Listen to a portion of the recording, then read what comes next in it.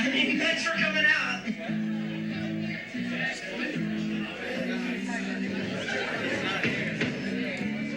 Hey, talk amongst yourselves for a second. It's a kind of get to know you portion of the show because life goes by so fast. And you just don't have time to meet. You may see a lot of people and you'll know them, but you don't really get a chance to know about them and talk to them. Now's your chance. Well, if you don't mind, if you still have a little time, I kind of thought maybe we could do a little bonus video where we talk about John. Like Sure. I would like to talk about John, and I'm gonna probably, like, I can already feel myself getting emotional, but for people watching who don't know what we're talking about, John Freeman was I don't know that he was ever officially a member of Good Bad, but he was a No. feature of Good Bad, and Yes. he actually lived there for a little while. And I don't think Good Bad could have existed without John. Like, we depended so heavily on bands for helping us raise funds for things, and John was always like half of the show in his many different iterations of his band. Yes. One-man shows, and then he also had some of his visual art displays and his plays. Which you have a great video of one of those, and I was there, and at the so John passed away this past July, and I rewatched a bunch of stuff, and I watched that play that you have a video of, and it was so fun because I could hear different people in the audience, and without seeing their faces, I still was recognizing, oh, that's so and so's laugh, or Yep. like that's that person. And then at the very end, I heard myself go like, woo, and I was like, I felt the same way again as I rewatched it. Like it elicited the same response. So yeah, I just wanted to acknowledge like how important he was to Oh yeah, he the was group. everywhere. I mean, I think he had kind of a challenging connection with some people too. Like he had his stuff going on, and sometimes that got in the way. But like everyone that I've talked to, just like no matter what ever came up or what challenges or bumps there may have been, it's just like a deep unconditional love for John, you know. Yeah, he was everywhere. It was Yeah. especially musically, so many different solo projects as well as group projects, and even if it wasn't an actual show, if you were in the same room with him, he was putting on a show. Yeah. And that was just hanging out, was Yeah. constant like that. And he just had an energy. Again, he was inspirational. I mean, it was, I don't know how much, so John had Tourette's, and, that was part of what made his performances unique, was the Tourette's aspect of it. Right. Uh, He that he owned it and embraced it. Exactly. Yes. Yes. He didn't let it hamper him or anything. Yeah. And it was one thing that, thanks to social media, I had no idea how many people from Denton were from. So I moved to Texas in '87 to Richardson, and went up to Denton, 45 minutes away. In high school, they used to call it the Little University on the Hill, and that Uh-huh. was supposed to be a put down for anyone who would dare to go to UNT Oh, really? from Richardson, because the idea was you moved off somewhere. You didn't just Yeah. go up the road, and so it was graduating, moving away. Social media happens, and then I learned of how many people were from Richardson, from Plano, from Dallas, and just the interconnected, like how many people when we were in Denton, we didn't talk about I mean, at least everyone I talked to, we never talked about where we went to high school. We didn't talk about where we were from. We were in Denton at the moment doing what we were doing at that time. So we weren't really sharing where we were from. Right. And it wasn't until social media that I learned of just, everything, like who John knew in Dallas, who I knew also, and Yeah. just all of, and it just became, my God, John was just this massive being and entity in Denton, but he was also so much like just adjacent to me before then that I wasn't aware of. So when he and I would talk about stuff, it was, there wound up being a deeper connection that I was able to have with him than I ever thought of, because it was like, oh, it's John, it's the funny guy, it's the Yeah. talented guy, it's the vulgar guy, it's the, the inappropriate guy, but he gets away with it without being too, horrible, all of that stuff. And then to find out that, his love of certain TV shows from the 80s were also mine, that not a lot of other people at that time were even aware of. And it was, growing up, I used to have the ability to, you could ask me an actor and I could tell you, all the different things and this is like background, hey, I know that guy type people. And John could also, I mean, it was like we could riff back and forth on just from like I said before, I've paid attention to details that not necessarily everyone else does, but John did. Yeah. He So was it was definitely like really a encyclopedia in a lot of exactly ways. of useless information, just Yes. like me, and or hard fought information at that time to know about. It was just, so there was definitely things that he and I that we could talk about that I was always blown away. And we even, for a while, we were working to figure out, he had, after high school, worked at a theater here. I think it was the Inwood Theater. Yes, it was at the Inwood Theater because I went and saw a movie there, and I asked him, I said, dude, it was like an art house film. This was the year. And he was like, oh, he was working at the theater at that time. And I described what the movie was to him to the best of my memory. And it was just, it became this thing that he kind of remembered it, but he couldn't put the name together. The internet now, you would think I could put enough clues that I could get the answer. I could never get the name of the movie. Yeah. And this is something that, because John worked at Inwood and he was aware of all the weird stuff, Yeah. he couldn't get it either. But it was like, that was like a quest that he and I were on, was to find this movie that you know don't know that we'll ever find it now, because the internet failed me.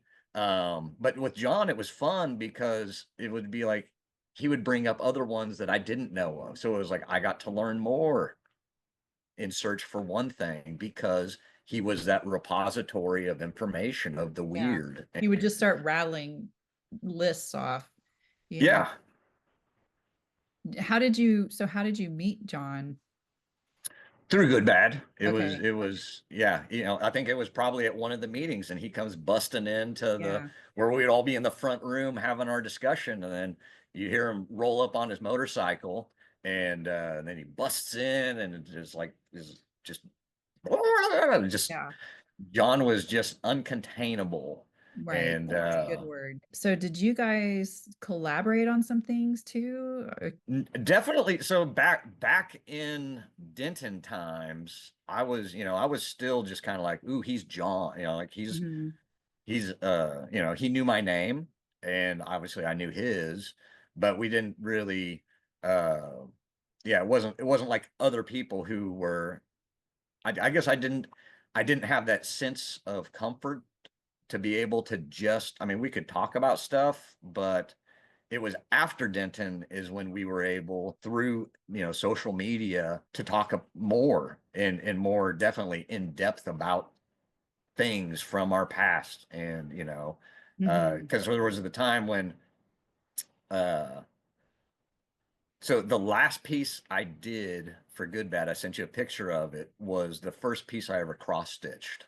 Yeah. And it is the Good Bad building. Right. Um, So that was like 2001.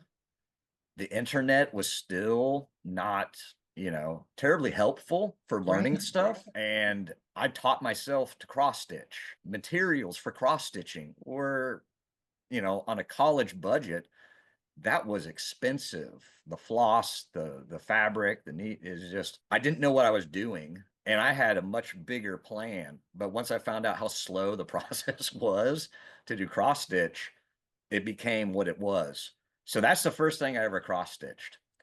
And I would say probably 10 years later, John was getting into man embroidery, where it Right. was embroidery by men. And I had already done that cross stitch before, so I had some material left over. And I had actually started doing it before he like went out there and he tried to just put it out there as man embroidery.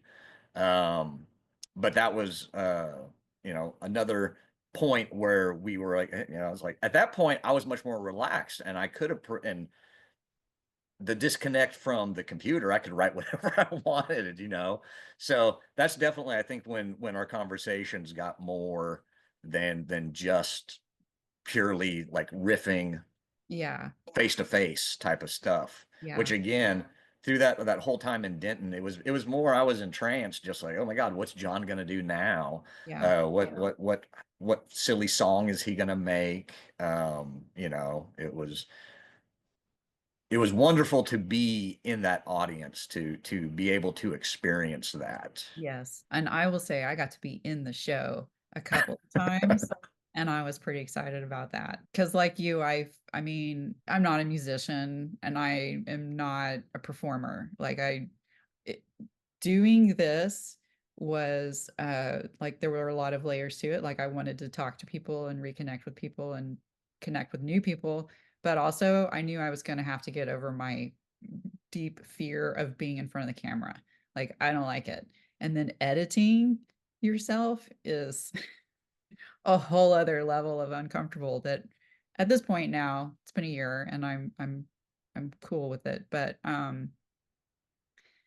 to be able to what he was doing and collaborating with John was never going to be something that I was going to do creatively because we just had different energies about us, if you want to put it that way. But those few times when I got to sort of take on a persona and then be like a little side stage show were just that was really that was really fun and special, you know. Uh yeah. It's also, for me, it's also been because of social media and because John was from Dallas and Richardson is right next to Dallas. And again, like I said, there were definitely people that probably like 2 degrees of separation that thanks to social media became like, oh, that's that person is that I heard about. So back in high school, I had a friend who went to Arts Magnet back when it was called Arts Magnet. Mhm. And the Schuessler brothers, I heard of them when I was in high school, but didn't actually meet either of them until well after college. But Yeah. I'd always heard of them. And then learning that John, went to school and was friends with them and some certain other Dallas figures was just kind of like, man, that, now I'm from time to time got to hear about stories of what John was like in high school and, how I think it was Martin, when John passed, what Martin had posted on his Facebook page, Yeah. a story about his, the whole beginnings of John. Yeah. To meet John when he had gotten as comfortable as he was in '96 is when I wound up in Denton. I think John graduated around 90. I graduated in '90, so we were the same year or one before or after. Mhm. Um, to learn of he wasn't always that way, to hear stories about how he was in high school and Yeah. just obviously he just did stuff and built the confidence to the point where he was what he was. And then again, like the Tourette's thing has always kind of been, definitely something that I think, like you said, he embraced it.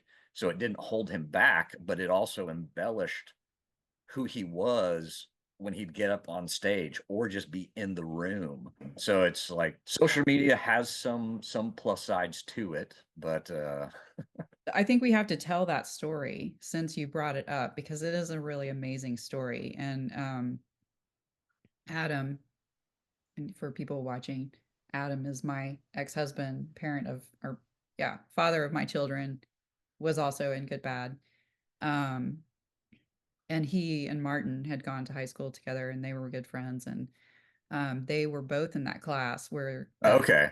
So Adam, I would hear that story from Adam, and it was pretty infamous. And so basically, they were, I think it was figure drawing one, and and it's like early September in Texas. It's still hot, and John's wearing a trench coat, and they're like drawing, and the teacher, uh, like, as I'm about to say this, I'm like, I feel like I need to qualify that the body part that was being described is not what you're probably going to think it is. But the teacher like was pointing something out on the model and was like, like this hot dog shape right here. And then John opened his trench coat and pinned inside in rows, like as if they were like stolen watches, were just like rows and rows and rows of hot dogs, like safety pinned on there. And he goes, "You mean like this?" And